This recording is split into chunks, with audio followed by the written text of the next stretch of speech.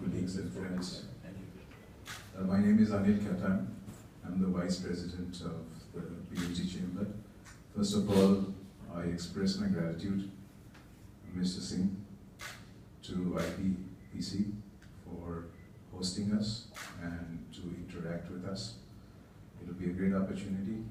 The main purpose of our visit is to explore investment opportunities in the UAE, and also, of course, you know all what's happening in India, to see if there's any scope for investments from UAE into India, especially in the MSME sector.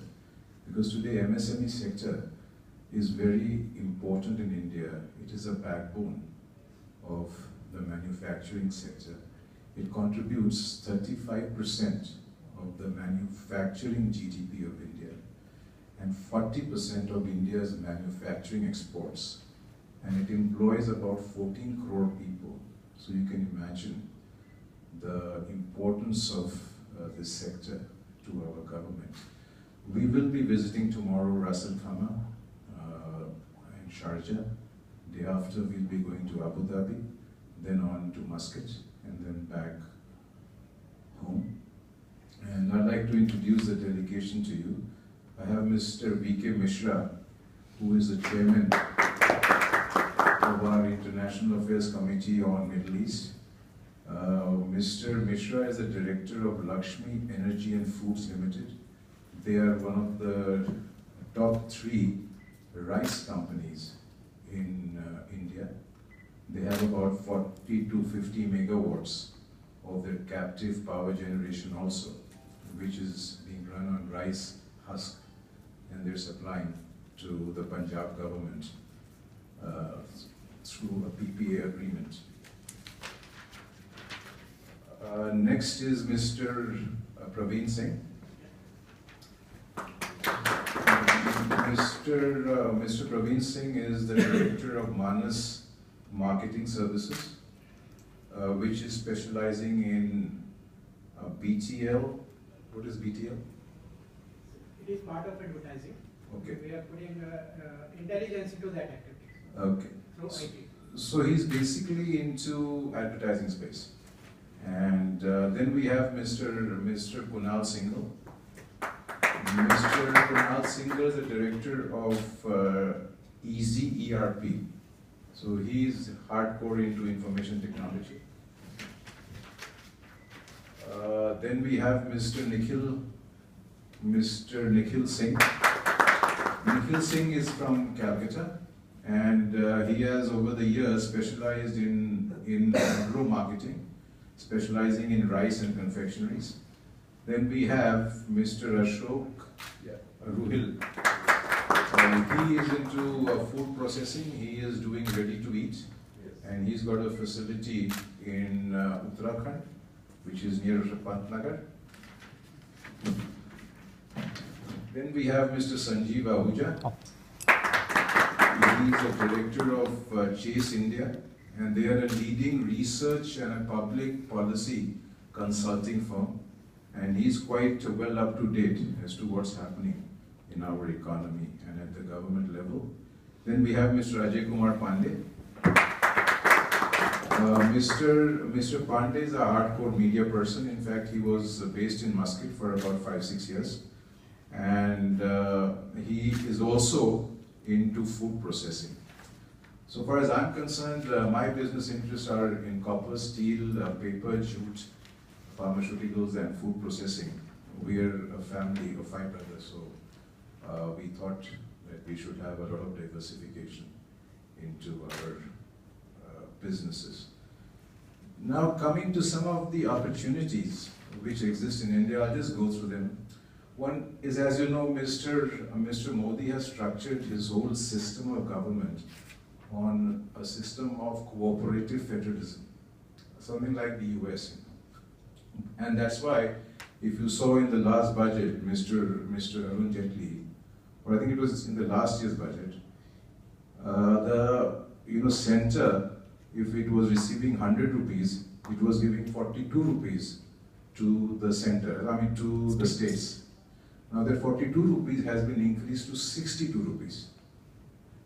With the center giving explicit instruction, now states you have enough money, now manage it on your own.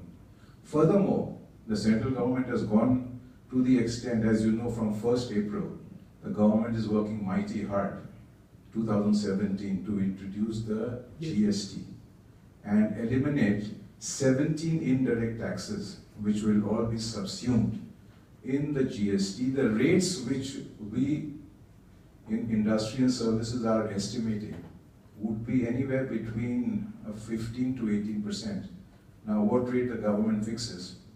Most probably they would fix, I think, 17 or 18 between that. Now, another program which was launched by Mr. Modi, I remember it was on 24th September 2014, that was Make in India. Next is, he's launched a huge program on smart cities, where there'll be 100 smart cities, and the total capital outlay is $22.5 billion there. Next is a very, very noble initiative, Housing for All. So they have to make about 2 crore houses, and that plans to be completed by 2022. And for low-cost housing, now they have defined low-cost housing. I think it's below 10 lakh rupees.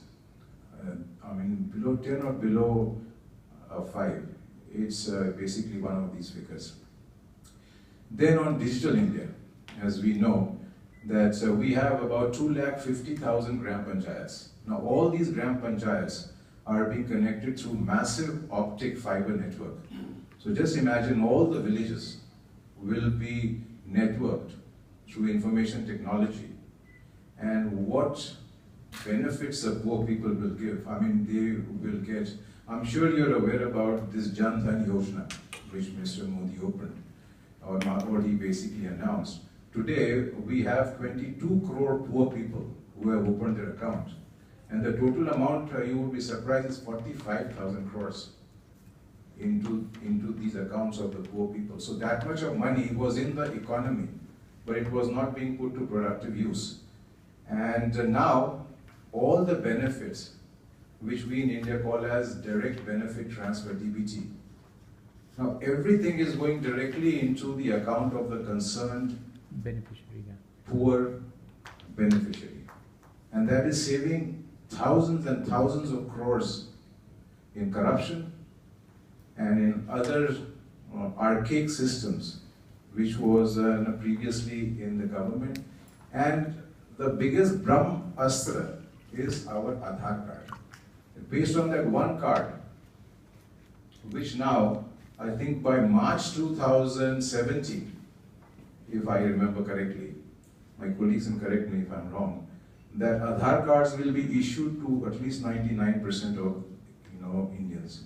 And furthermore, he has now made it mandatory that at birth, the child can get the Aadhaar card.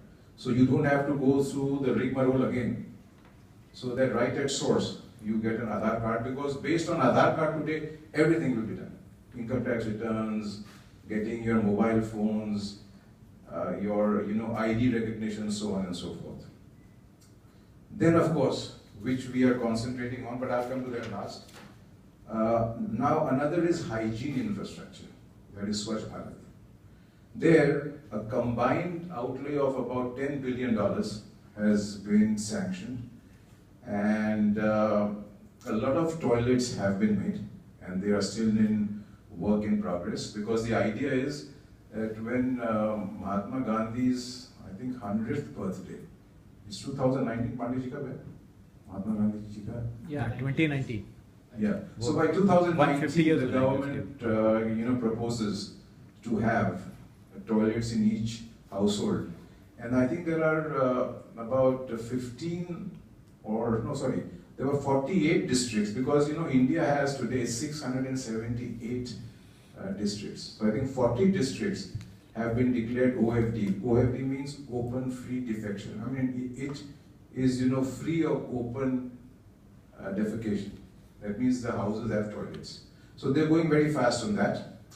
Then A great initiative has been started by Mr. Modi government by creating a separate ministry for skill development. It's known as Ministry of Entrepreneurship and Skill Development, headed by a Minister of State, Mr. Rudy Pratap Singh. And the whole objective is to skill 300 million youth, there is about 30 crore youth by 2022. Because as we all know that India has a demographic dividend and 65% of our population is below 35 years of age. So if we don't harness their energy towards productive use, this demographic dividend can be a demographic disaster. And that's something India cannot afford. And we must also remember one thing, when we say 65% is demographic dividend, in that, if you have 100 young people, 49 are ladies, they are women, and 51 are only men. So we also have to skill women to find creative jobs for them. Next is on the roads and highways. Our minister, Mr. Nitin Gadkari, is doing a tremendous job. And for this year, or for the next fiscal, he has targeted 10,000 kilometers in 1 year. So you can divide that by 365, and so many kilometers of road per day will be made, and we are feeling that effect now. Say when we go from Delhi to Jaipur, you can make out now the roads are much better. It's basically a 4-lane highway one way, 4-lane the other way, and things are working much better. A massive thrust on renewable energy. 175 gigawatts the government has committed to the nation, out of which 100 gigawatts will be solar, 50 gigawatts will be wind, and balance 25 will be hydel. So there's a tremendous concentration on solar power and solar energy. Financial inclusion, I've already told you, that is the Jan Dhan Yojana. Now in railways, 100% FDI is allowed under the automatic approval route for the railway infrastructure. Projects worth $1,000 billion through PPP model has been planned by Mr. Suresh Prabhu, the railway minister, by 2020. And efforts are underway to increase daily passenger capacity from 21 million people to 30 million people.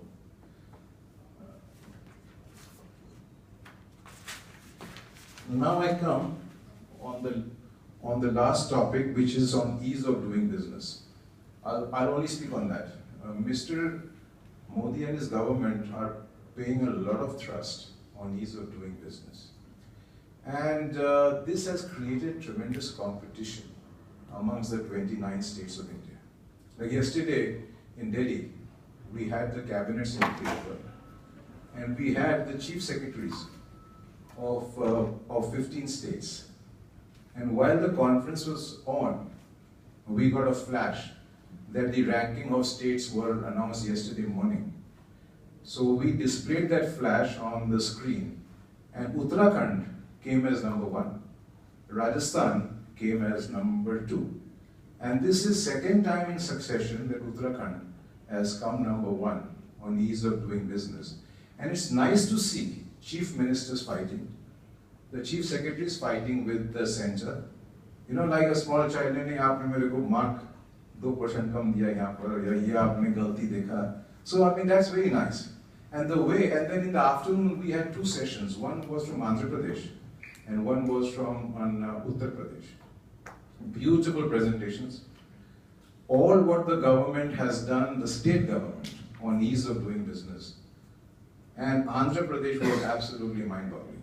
I mean, they showed us the model of the new capital which Chandrababu Naidu is making, which is in Amravati, is nothing less than Dubai in terms of building, infrastructure, so on and so forth. And Andhra Pradesh has not got even 1 minute of power outage since Chandrababu Naidu took over, 24/7 power supply.